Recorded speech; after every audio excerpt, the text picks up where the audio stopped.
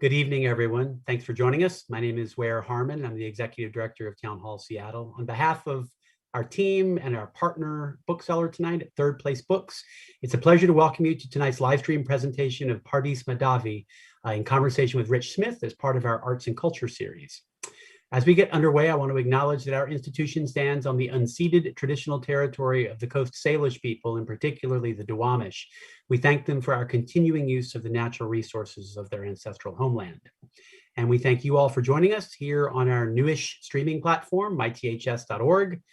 Like everything at Town Hall, it is a work in progress. We added some new functions just this week, so please don't hesitate to tell us about your experience. We know you won't, at the address that you see in the chat below the video pane.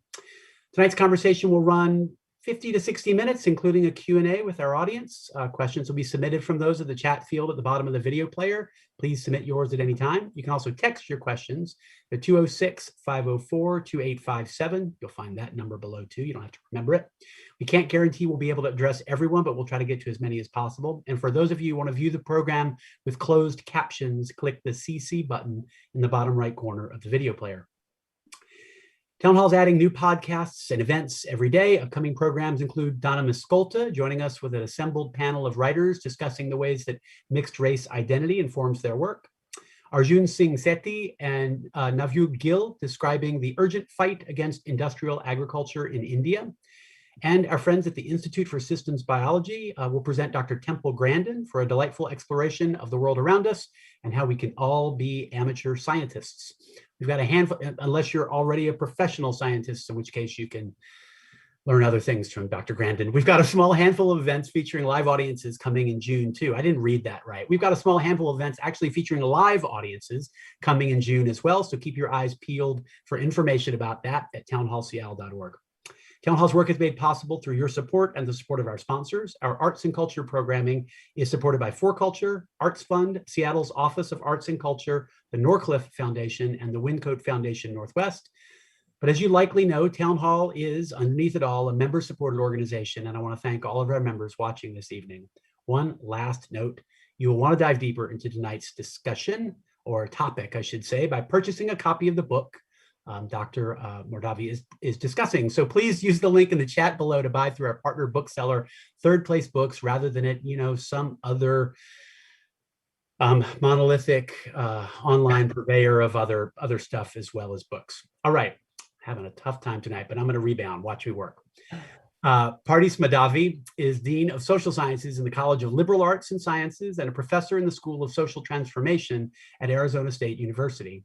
While you could say her chief area of expertise is the Middle East, Dr. Mahdavi's research covers labor, migration, gender, sexuality, human rights, youth culture, transnational feminism, and public health. Before her career in the academy, she was a journalist, writing for Ms. Magazine, Foreign Affairs, the Huffington Post, and other publications. She's also the author of 5 books, including a first book on the sexual politics of modern Iran, Passionate Uprisings, Iran's Sexual Revolution, which came out back in 2008. And that book was the occasion of her first visit to Town Hall, by the way, we just realized. She's been a fellow at the American Council of Learned Societies, the Social Science Research Council, the Woodrow Wilson Center, and Google Ideas. And her work has been covered in documentaries, radio shows, podcasts, media outlets, including CNN, PBS, NPR, and Publishers Weekly. Rich Smith is the associate editor of The Stranger, where he covers politics and books. He's also a poet, author of the collection All Talk, published in 2014, as well as a chapbook from 2013, Great Poem of Desire and Other Poems. His work has appeared in Tin House, Guernica, Barrow Street, Pinwheel, among others. Mahdavi's new book, Hyphen, is the subject of this evening's discussion. Please join me in welcoming Rich Smith and Pardis Mahdavi. Thanks, Ware. Welcome, Pardis. Thanks so much. Thanks so much for having me. Thanks, Ware. Thanks to Seattle Town Hall for having me back. What a great honor it is to be back after having the opportunity to be in conversation with you all after my first book, Passionate Uprising. It was great to be back. Yes, well, welcome. Well, talking about your 400th book, I think, after hearing the that incredible introduction that Ware gave, Hyphen. Let's just start at the start. You dedicate your book to your son, Cheyenne, for, quote, asking the question. What did he ask? So a little bit of background, my son Shayan is, I think, kind of a living embodiment of the hyphen in many ways. So he is, I'm Iranian-American, his father's Chinese-American. So he's double hyphenated, if you will. And if that weren't enough, he's got a hyphenated last name. So he's got Mahdavi hyphen Kung. So he's hyphenated in every way you can be hyphenated. Like kaleidoscopic. Exactly, Yeah. like 3D hyphen, right? Yeah. But he asked me a question about what that hyphen, what that little tiny marker was. Well, he said, "What is this about?" And he said, and at one point I was looking at different kinds of hyphens, and he said, "Well, is my hyphen a non-breaking hyphen?" And I kind of was like, this is, and he's 8 years old. He was 7 at the time when he was asking me this question, and I thought, he's on to something here. Yeah. And so I became really inspired to track the journey of the hyphen as an orthographic concept, and was incredibly inspired to see that the journey of the hyphen mirrors the journey of hyphenated Americans and hyphenated people around the world. So I owe it all to my 8-year-old son. Well, thank you, 8-year-old son. Ended up, yielding a very a good and fascinating book.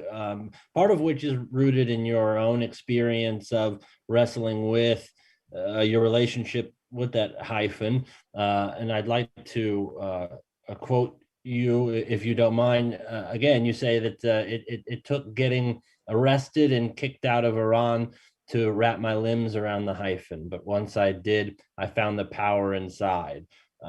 Could you tell the story of getting kicked out of Iran, and in doing so, explain and why was I there and all of that? What were you doing there? And then also, in doing so, could you explain what stopped you from accessing the power in that hyphen beforehand? Yeah, and actually, that last part of your question is kind of what inspired me to go to Iran to begin with. So I was born in a hyphenated city, Minneapolis, St. Paul, and I was born the year of the Iranian Revolution. My mom was 8 months pregnant with me when she and my dad left Iran. Wow. And so I was born into a hyphenated identity, I guess you could say. And growing up in the United States, I always felt like I didn't fit in, I didn't belong. And, Minneapolis, St. Paul wasn't the diverse place that it is today. And so in a sense, the journey of that city mirrors the journey of hyphenated America, which I think is interesting. But, I was always too Iranian in the US. I'd go to school and open my lunchbox, and this aromatic Persian food would come out, and I looked different from my classmates. And so growing up, I always had trouble fitting in, and I never felt like I belonged.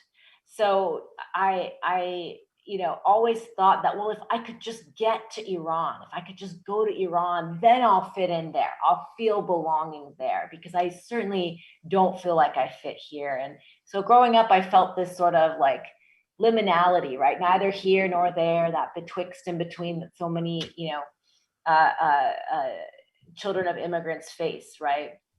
And so then, I was a journalist. I was doing stories for the LA Times Magazine, and then I was getting ready to go to graduate school. And so I managed to convince some folks to let me go to Iran to cover the women's movement, and got inspired to write about the sexual revolution, which became the topic of my first book. But I think one of the hardest things for me was when I got to Iran, I didn't fit there either.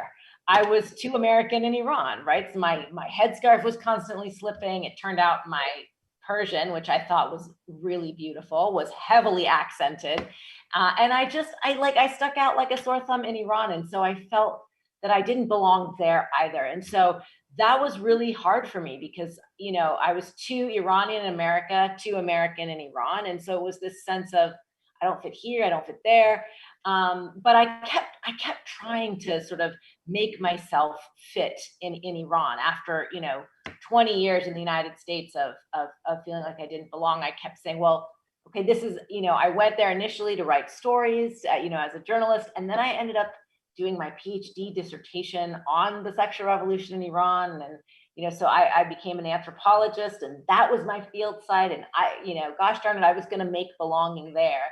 And then, wrote a book about sex in Iran. Probably wasn't, the best idea if I wanted to stay there. In hindsight. Didn't fit in, at least with the people in charge at the time. Yeah. Right. Exactly. And so, after that book, I was promptly kicked out and stripped of my citizenship. And so then, there I was, an anthropologist without a field site, an Iranian-American who couldn't go back to Iran. And, I'm like, what's going on? Where do I belong? Where do I fit? And, in kind of coming back and really, understanding, okay, that I didn't actually fit there. I then started meeting a lot of other hyphenated people like myself. I was living in New York City, lots of hyphenated people in New York City. And I realized that a lot of our journeys were similar. And so I realized that I didn't have to pick one side or the other of the hyphen, but that I could live in the in-between, and that there's a power, that's not an empty space, that's not a compromise, but that there's a power in living in the hyphen. Wow. Yeah, that's quite the journey. You skipped over the kicking out part, or you want to go quickly past the kicking out part, and it's you go in detail in the book, and I encourage everyone to buy the book. It's certainly worth your time and attention. But I just had some. How long were you in? Could you just kind of tell part of that story? Don't give everything away. I can't give away too much, Rich, because I'm writing a memoir at the moment, which actually goes really deep into detail about that. So, okay. Well, just to give a sense of scale, how long were you not able to leave an apartment building? Right. Yeah. So how long was I? 33 days. That's too long, I think. It's a long time. Although, right. It's a long time. Although I still consider myself lucky, because I had so many, friends who I have friends who are still in jail who are in prison in Iran. And so I think that every time I sort of start to go down a rabbit hole, I think I actually was one of the lucky ones. And people ask me, if someone had told you that was going to happen to you, would you have not written that book? And I wouldn't. I stand by that book. I think that book is really, it was an important story to tell, and it was a story that nobody was telling, but that young people were engaged in a sexual revolution, which, at the end of that book, I predicted that it was going to lead to kind of a civil rights type movement, which it did exactly 12 months later in the Green Movement. Mm-hmm. And so I do stand by the book. It was a very high price. I paid a very high price for that book, but I do stand by the book. And I do think that those 33 days and actually being stripped of my citizenship, I actually think that taught me about belonging in a way that I maybe wouldn't have. I don't know that this book would exist if that hadn't happened. Mm-hmm, mm-hmm, mm-hmm. Do you get? I'm not quite sure how to phrase this, but well, first of all, do you still talk to, or how often do you talk to people who are still there, your friends? Every week.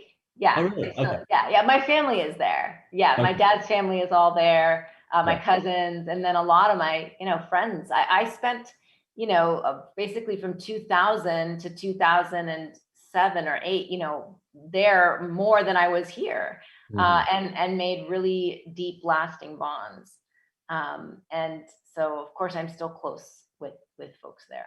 Yeah. So the government could take away your citizenship, but not your whatever, Iran. Not your home. Yeah. Right. Like they can take everything from you. They can take your house, and they can take your citizenship, but they can't take your home. They can't take your heart. They can't take that Iranian-Americanness. Like I still get to be Iranian-American. I still get to be that person. Mm-hmm. I still get to pass my culture down to my children, and so I think it was really important for me to gain that perspective.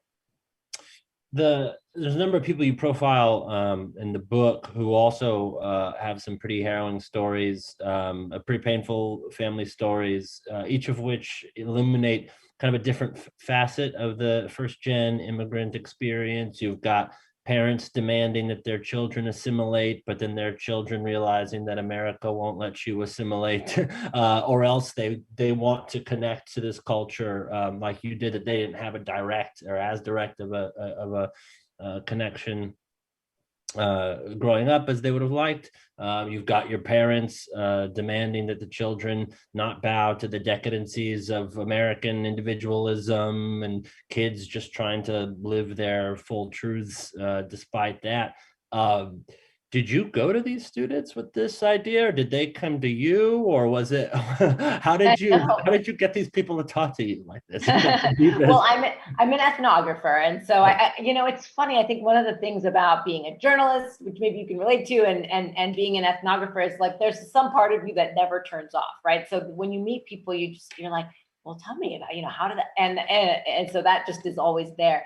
But these were students that I have met over the course of my time and career and have connected with, right? So, the individual who is Chinese-American, this is an individual I connected with. I was a professor at Pomona College, which is a small liberal arts college in California. It's a residential liberal arts college, and I at some point was living actually on campus with my family. I was dean of women. I was living on campus, and I had students in my apartment like every night, right? And so, I became very close with them and got to know a lot about their lives. And, this was a student who worked as my research assistant and lived in the same, residence hall that I lived in, and was really fighting some of the same demons that I was fighting. And it's the same with the other two who I met later on. As they told me their stories, as they told me about their lives, and as I watched them kind of evolve, I realized that, their journeys mirrored not just my own, but it also mirrored the journey of the hyphen. So once I started to dive into like Dionysus Thrax and like where did the hyphen come from, I realized that, the journey of the hyphen mirrors the journey of so many of us who are hyphenated. And so these three individuals have all been students of mine and have all gone through this same kind of arc of, okay, let me try to sort of fit on one side of the hyphen. Let me honor this one side. Okay, maybe that didn't work out exactly. Let me try this side. Maybe that didn't work out exactly either. And then finding that peace, that belonging, that solace inside the hyphen itself is just such a powerful thing. And I think, for them, for me, it saved me, in so many ways. It's just being able to live inside the power of that tiny orthographic mark. The story of the hyphen aligns with that story you're telling, that the three people the three students and you went through. It's also the part of that story involves Gutenberg and exactly. his desire to publish poetry despite his father's demand that he live forever as a goldsmith. I see how in one did you mean for that literary device where you're sort of weaving in these your story, the story of these three other people, and the history of the hyphen, which also involves the history of Gutenberg? Did you mean for that literary device to be depressing in that it suggests that the struggle to integrate our many selves, both the ones that we construct and the ones that society constructs for us, is an ancient issue that has always been with us and will always be with us? Or did you mean something different by employing that rhetorical device? That's one way of looking at it, Rich. I mean, I guess, my thinking was by weaving all of this in. So let's start with the fact that people who are anti-hyphen or anti-hyphenates, they tend to only go back in history as far as World War II, right? So like Roosevelt and this whole like divided, Woodrow Wilson, divided loyalties, a hyphenated American is not an American. That's the John Wayne song, right? And that's where they end. And so it's like, no, we can't use a hyphen. But if you go, what I wanted to do by going back to Gutenberg, and actually by going back to Dionysius Thrax, who invented the hyphen, was actually to do the opposite, to bring hope to people and to say, look, this was created to soothe. This was created to make belonging, right? And so, yeah, you have people who've been fighting these many facets of their identities, but they've actually found a way forward, right? And so you have Gutenberg. Let's talk about him. You have Gutenberg, who, in his heart of hearts, he's a poet, and it's what he wants to do. But of course, he's the son of a blacksmith, right? And so he's got these many identities. He's also got this identity of, being, Christian, and then his faith being a really big part of who he is, and yet also having these deeper philosophical questions. So he has all these identities, and what allows him to suture all these identities and to like stitch himself back up is the hyphen, right? I mean, he ends up using inventing the printing press so that he could write poems and making them beautiful by using the hyphen. Like, people always talk about Gutenberg's Bible and that perfect justification. Well, he couldn't do it without the hyphen. And so he was able to like bring his many selves together with the hyphen. So I was hoping that by weaving all of these things in, I would be weaving in some hope. That makes sense to me. That's a little bit better than my initial reading. But you're like, oh, great. No. I asked it willfully, obtusely. But could you talk a little bit about where did the hyphen come from before it saved Gutenberg's life and invented justification? Yeah, absolutely. So it was invented, as I mentioned, by somebody who has, I think, the coolest name ever, which is Dionysius Thrax. Strong. Yeah. If that was my name, I feel like I would be doing amazing things, right? Dionysius Thrax. Like, I would be inventing stuff too. I would absolutely. Right? Like, you'd be inventing like new punctuation that lasts centuries, and people are talking about on a device that you can't even imagine in the year 2021, right? Exactly. So he was a 2nd century Greek philosopher, writer, grammarian, and he was wandering the halls of Alexandria library, and struggling with the word as written and the word as sung, right? Because at the time, words were sung, right? It was, you had singers, and he was struggling with how to signal to the singer, the reader of the written word, that two separate words could be separate but belonged together. So they had a beat, that there should be a rhythm. And he invented the hyphen. And the very first hyphen is what we would today call a sublinear hyphen, or a U-shaped hyphen. It was sort of under, right, sublinear.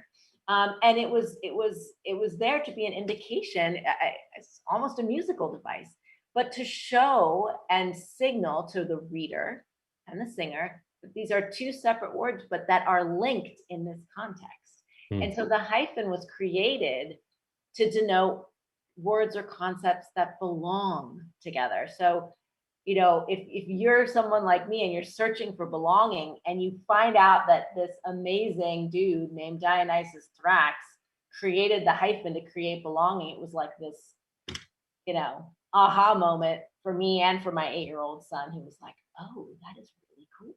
Yeah, and he sounds like a dinosaur. So another 8-year-old son might also enjoy, Yeah, he just loves the name. He like wrote it on the whiteboard, like underlined it. Dionysius Thrax. He was also a tax evading, not a very good hyphen there. Yeah, yeah. Is there? Yeah, there must be a tax evading. A tax evading, yeah. And there is if I want it to be, right? Exactly. That's right. Is the idea. Well, and let's talk about hyphens for a second, and where we're standing. And another person with an interesting name that you mentioned in the book is Angus Stevenson. A lot of the world's hottest cups of tea are served in the introductions of dictionaries, as any sort of people who follow grammar and dictionary fights know. The hyphen is involved in one of those furious battles.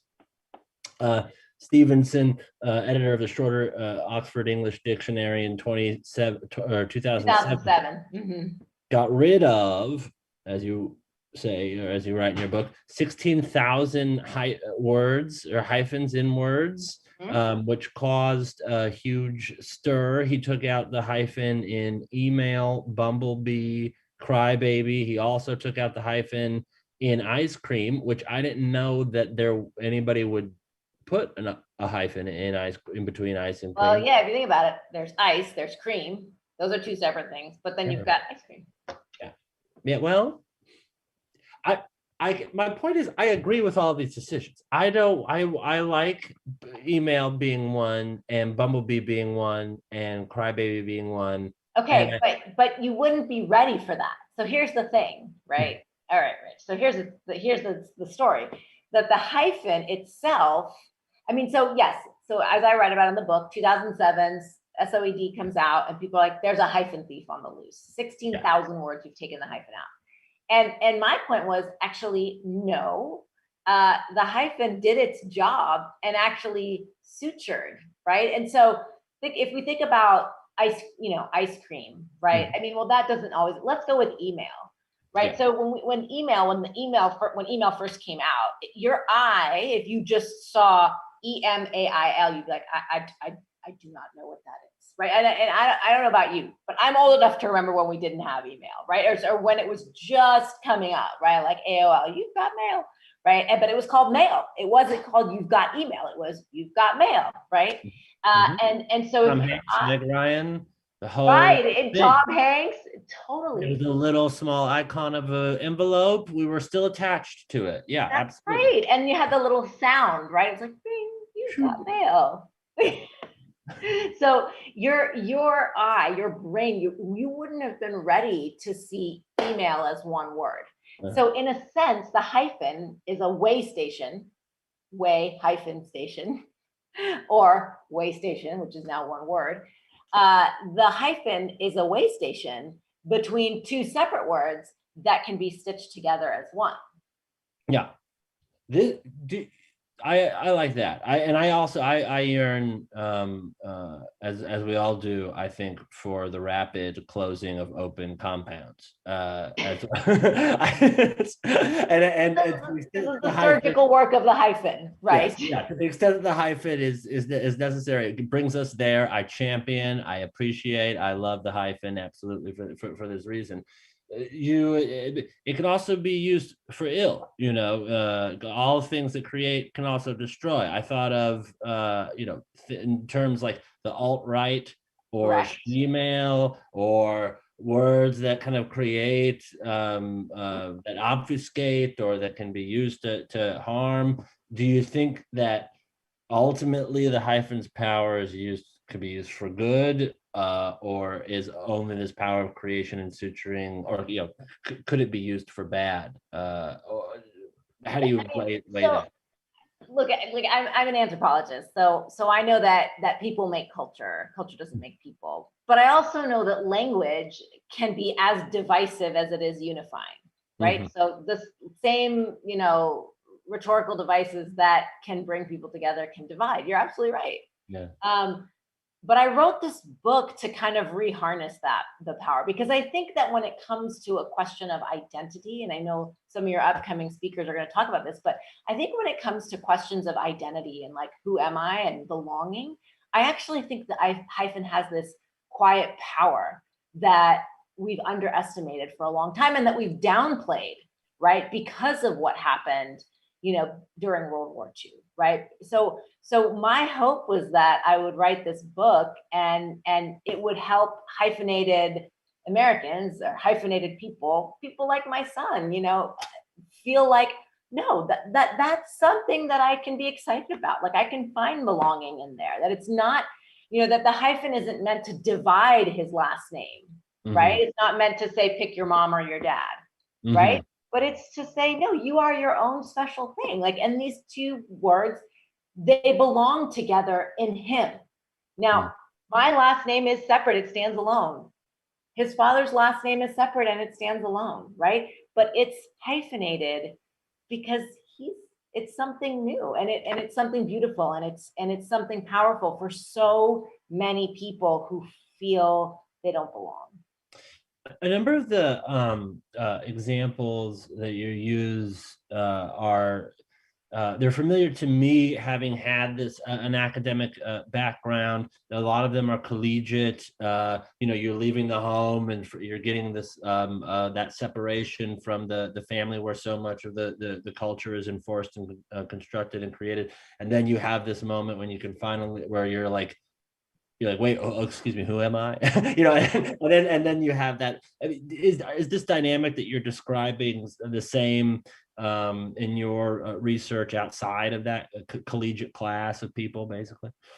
Yeah, I mean, I guess in my research, what I've learned, and 20 years now of doing ethnographic work, is that you definitely enter a period of your life where you're having these questions, right? And it does dovetail for people who do choose to go to college, and who have the access. It does dovetail with those years, but there is definitely a moment when you transition from the home or the nest to your friends becoming your family, right? There's that transition period, and then you have your own family, right? And so but there is that, there's that like decade and a half of kind of, well, where do I fit? Where do I belong? And then oftentimes people go on to make belonging by making their own families, but there is a particular period where these questions are most heightened. And so my hope was that this book would speak to parents of young people in those ages, but also young people in those ages. I mean, I think for me, my 20s were a really hard time. I'll be totally honest, right?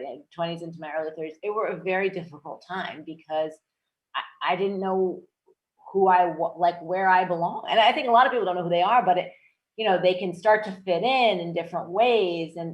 But if you keep hitting, roadblocks and obstacles and feel like, well, I just can't make this work. I wanted to write this book to tell folks that, you're not alone. There's a lot of us having these same questions, and it's okay to not, choose one side or the other. And it's okay to have a lot of identities, right? It's okay to have 3, 4, 5. I mean, Gutenberg was, had his, many identities. You have the first person that I introduced in the book, identifies as gay and Chinese and American. There are other characters in the book who identify as rural American or Jewish American. And so people have these many identities.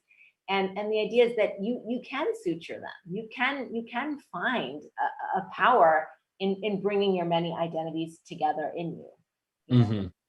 Does that, there's the, you mentioned Teddy Roosevelt and his sort of viciously xenophobic speech. This is, I think, please correct me if I'm wrong, around 1950, he's trying to run for president again. There's a second wave of immigration in the US, and he wants to drum up the war machine, and he's thinking these German Americans and Irish Americans and Italian Americans there's a question of split loyalty. And so he gives a speech which you reproduce in your book that suggests, or that says anybody who's holding on to this hyphenated identity is going to ruin the country, because it's going to create this tangle of squabbling identities, not only within the person, but within the country. Then there's going to be division.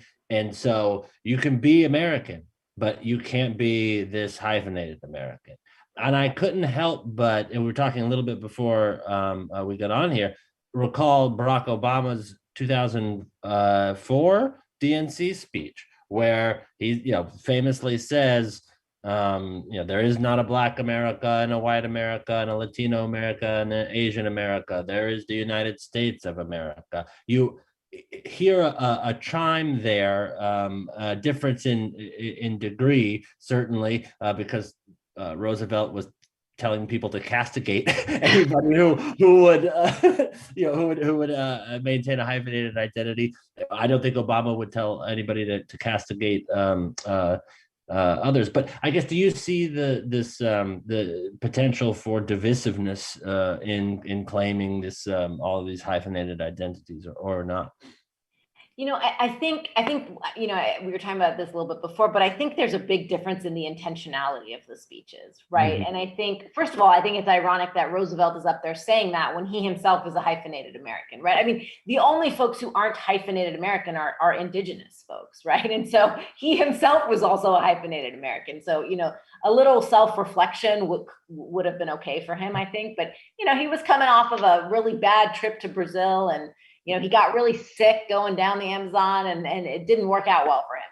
So I don't know if we can cut him some slack, but, I think his intentionality was basically erasure, right? And he was saying, look, that's a question of divided loyalties, that if you are a hyphenated American, you're not a true American. And I think that the difference is that Obama was saying, he was talking about Americas, right? That there's a larger America, and there are many kinds of Americans, right? And so, while Roosevelt was trying to erase that without being reflexive enough to know that he was a hyphenated American himself, I think what Obama's intentionality there was to say, look, you can still be an American, even if you have, if you're Iranian-American, if you're Chinese-American, if you're African-American. I mean, that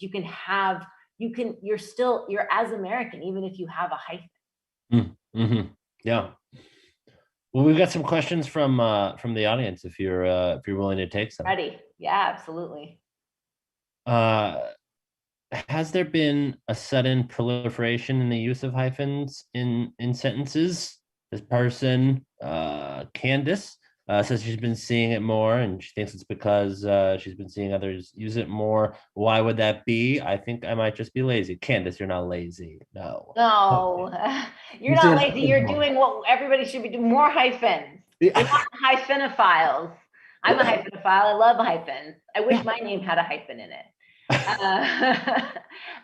No, I actually think that people are using it to do exactly what Dionysius Thrax was trying to do, and to signal things that could be sutured together, right? Mm-hmm. That things that you might see as like two words that are very separate. So let me give you an example of something that's not hyphenated, but that I want to hyphenate, which is civil dawn. So are you familiar with what civil dawn is? Me? Yeah. Isn't it the moment right before dawn? Right before dawn, right? It's a nautical, right? It's a nautical term, but most people see those two words and they're like civil dawn. Like the brain can't compute. They're like, are we talking about civil disobedience? Are we talking about sun in a tuxedo? Right, exactly. A very civilized dawn. Yeah. Or like dishwasher soap. I don't know. Yeah. But it's a really powerful concept if you think about it. Because my new book is about kind of this an underground that's rising up, right? And that the underground that rises up, that's the dawn patrol, right? That pushes us out of darkness. And so civil dawn is this really important concept and moment, and yet right now we're not ready to look at civil dawn and be like, those two words do not belong together. But if you hyphenate it, then we're ready to think, okay, well, what's the relationship between these two? I agree. And I think it would be cool. If the hyphen ends up doing its work and suturing those two words together into a closed compound, then that would also just look cool. That would look cool. It'd be like Dionysius Thrax, just a cool looking thing. Yeah, just cool. Sutured his name into one. We are like creating during this course of this conversation several hacker names also. So that is true. I didn't think about that. Civil dawn, strong hacker name. Strong or banned. As the case may be. Well, Kenneth is saying, are you seeing more hyphen? We were talking before this. We started chatting here about them trying to take the hyphen away from Asian American. I hadn't heard about that. Yeah, so there's kind of been a movement to take the hyphen out of there, because the idea is that, well, these should be separate words because Asian is just describing American. So Asian is just a type of American. And it's like, yeah, but not necessarily, right? I mean, I would push back on that because you can be Asian. You can actually, it's not just a descriptor for American. And so if you actually take the hyphen out, what you do is you unsettle the power dynamic there. You say, well, this is a descriptor of this, instead of saying, look, an Asian American, that is a concept, that is a person. My son is Asian American, right? So if you say, well, this is just signifying that, then you're going to run into all sorts of trouble. Yeah, it reduces an entire part of a person to a modifier. Right. Yeah. And an entire billions of people who are Asian. Sure. Right? Yeah. In which kind? To just describing them, it's like, what? No. Yeah. So I'm a little nervous about that, and I'm wanting to push back, and I'm hoping that this book came out in time to push back on that. I hope so too. Can you talk a little bit more about the types of hyphens that you alluded to? I guess there's the the U hyphen. We've got that's the sublinear, right? Yeah. And then it transitions into what we would now use as the sort of the hyphen that we would see in the Gutenberg starts to bring it up from the sublinear.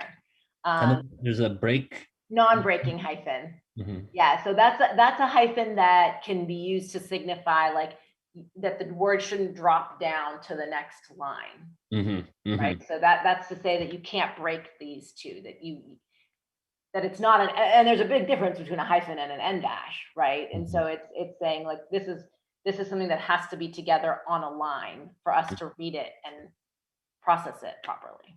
So if you're writing a line on a Word document or something, and then you get to interesting, but interesting is too long to fit within the rule, you got to drop esting down and you connect it with the little non-break. Correct.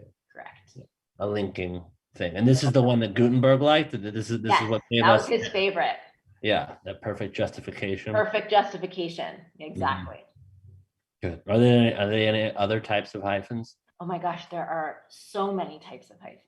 Yeah. I mean, more than I could have ever imagined. And then the code. I have a whole chapter about this debating, with coders or having the code for the different hyphens. They're like, why are we using hyphens? The code is so clunky. And then take it out of phone numbers. And then can you imagine I-405 or I-5 or you kind of need that, right? So. Yeah.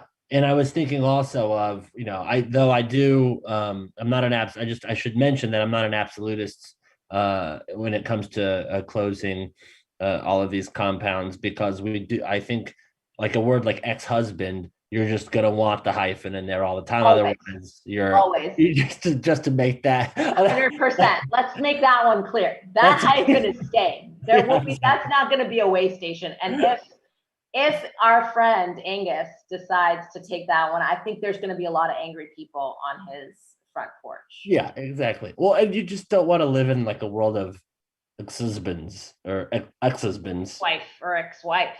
Ex-wife. That's not like ex machina. I don't know, ex-wife. No. Yeah, no, that's a unifying hyphen that needs to represent division for. Not be unifying. Yes. Yeah. Totally. Let's see. How long does it typically take for two hyphenated words to come together and become one word? Not fast enough, as far as I'm concerned. But what have you discovered? Well, I mean, I appreciate the time when it's a hyphen, like email. I needed those, 20 years of email, of e-hyphen mail. It's a great question, actually. I think it just depends on the zeitgeist, right? It depends on how we're using words and how they're sort of rolling off and when we're ready, are we ready to see civil dawn as one word? I think we're probably not there. That's going to take us a little while. Yeah, it's a zeitgeist question. When are we all question? Yeah. We're ready for Bumblebee, but probably when it was well, why don't we call it B? What's Bumble? What's Bumble is somebody who's bumbling down the street. So Bumblebee. Well, we needed that hyphen for a while for our brains to be Well, are you saying that that's a bumbling bee? Like that he's bumbling, that's a bee that's bumbling? No, bumblebee, and now we're ready. We're ready for bumblebee. You're right. Yeah, you're right about that. I was pretending like I was born ready for bumblebee to be one word, but I would. I don't think. Well, maybe because it was zeitgeisty enough when we. I don't know, but I feel like we needed some space, because I'm like bumblebee as opposed to what? As opposed to a different bee? Yeah. As opposed to a stumblebee? Yeah, exactly. Or strident bee. Yellow bee. I mean, honeybee. Honeybee. Is honeybee hyphenated? See, this is the problem with hyphens, is I always have to be like, it feels like there could be a hyphen in there. Right. And so then you've got a bunch of words. And I would say actually that email is still in that way station airport phase, right? Yeah. Where I have colleagues who still use e-mail. I do. Yeah. I write it as email as one word, but I have colleagues who don't. And so I think honeybee is like that. I would probably use the hyphen just because I like to use it on like words I don't use that often. I'm just lazy with email. So I just wanted to email because I write that word all the time, but I don't write honeybee that often. So if I were going to write you a note about a honeybee, I'd probably put a hyphen just because I can. Yeah, just because, yeah, why not? Cool, yeah. You don't want to mistake, or you don't want me to mistake it for a bee trapped in a sticky situation or something like that, And I also don't want you to mistake it for a bumblebee. Right. Can you, someone's asking for a re-explanation of the difference between Asian-American with a hyphen and one without. I think could you just restate that that argument? Yeah, absolutely. So I think the idea is when you take the hyphen out, the argument for those who are anti-hyphenating it are that, well, Asian is just describing American. So it's just, Asian is just a type of American, as opposed to saying, well, an Asian American can be its own thing. It makes Asian just the descriptor of American, as opposed to Asian has its own power, American has its own power, and then Asian American hyphenated is a third concept with power. Cool. When did the hyphen take on this feminist bent in terms of how it came to signify a woman's place in a hetero marriage? What is the history of that, and when did it begin? A woman's place. I'm not quite sure I know what hyphen that the question asker is talking about. Do you understand that? No, can we get a little more clarification? Are they No. I mean, I think it has I think that look, I'm a feminist writer, so I think the book has feminist undertones. I think I'm drawn to the hyphen because it like explodes our understandings of identity, and it also makes us question the power of language, right? And how language can be, for lack of a better word, hegemonic, right? In like, creating things, but how you can also then use it as a tool to sort of fight back, right? Mm-hmm. And how you have to actually shape it into a tool, right? That like a hyphen itself. I mean, let's go Audre Lorde, right? The master's tools will never dismantle the master's house. Well, nobody would have thought of the hyphen as a tool. We had to actually make it a tool so that it then fits into Audre Lorde.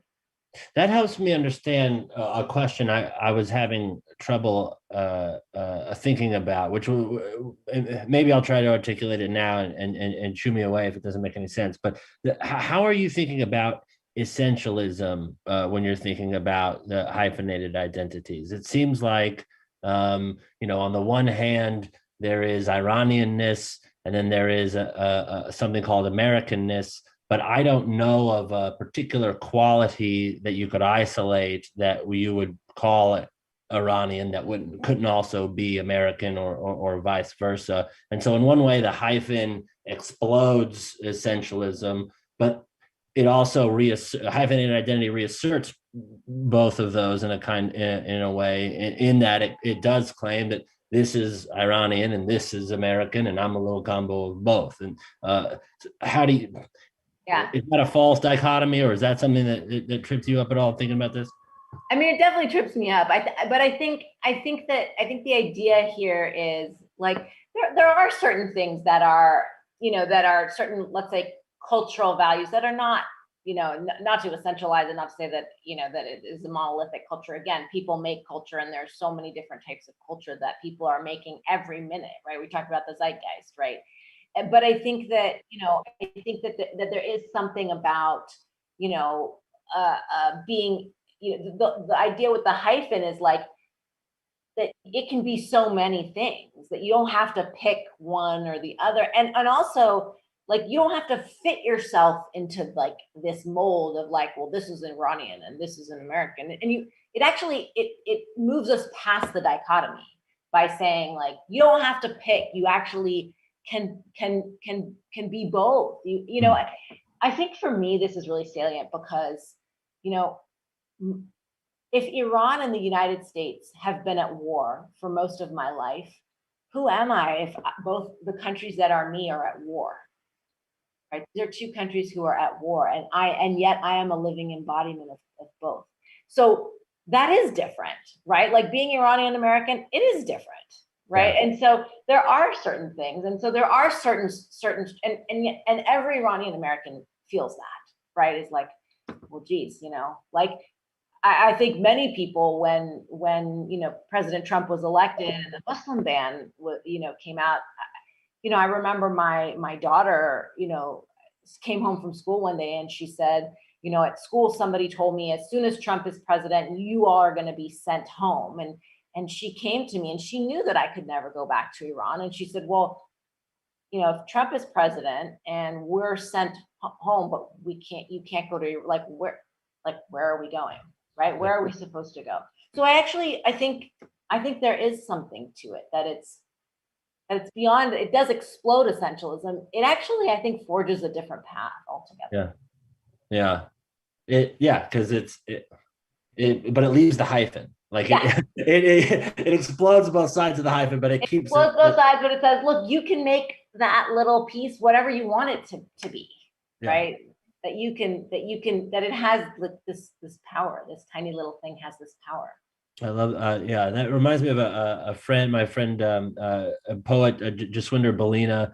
He's got a book called Of Color that was, not that you should buy that book, you should buy this book, but I do want to buy that book. I do want to buy it. It's a good book. But he was talking about his experience. He's Indian-American. He was talking about his experience after 9/11, and he was talking with another Indian-American. It was right afterwards, and the phrase that came out of the conversation, the phrase that the guy said was, this is gonna suck for us, but we should find the people who did this and kill them.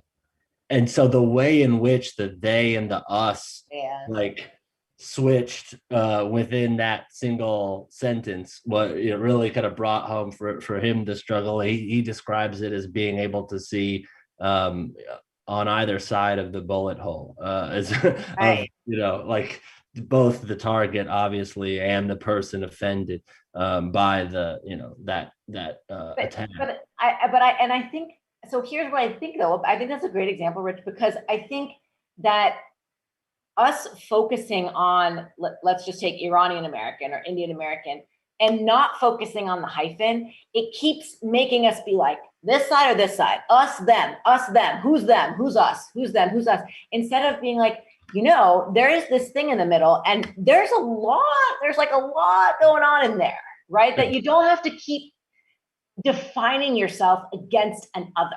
So if you actually take that hyphen, it can be a much more this is much more meta, but it's like, you don't have to define yourself against an enemy.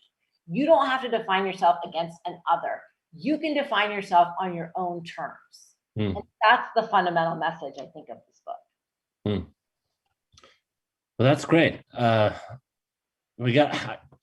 love to end there, I think, but is that all right? Yeah, let's do that. Good. Well, all right. Thank you so much for the conversation. It's edifying and wonderful. And you should, anyone listening now or in the future should buy Hyphen. Thank you so much. Thanks for having me. It's been a great pleasure talking with you, Rich. And thanks so much to Seattle Town Hall for having me back. Thanks. Yeah, I want to thank you both too. This has been such a fun conversation and it's so interesting to like pick apart this one little thing that we all kind of just take for granted in our daily lives. So fun. Thank you so much for bringing it to us. I want to thank the audience as well. Thanks for your questions. The link to purchase the book is in the chat, so please use that. That's going to take you right over to Third Place and you can purchase locally tonight. I hope that we can have you both soon, sometime in the building when we are back in person. But until then, I hope that you have a great night and stay safe. Yeah, sure. Thanks, Candace. Thank you so much, David.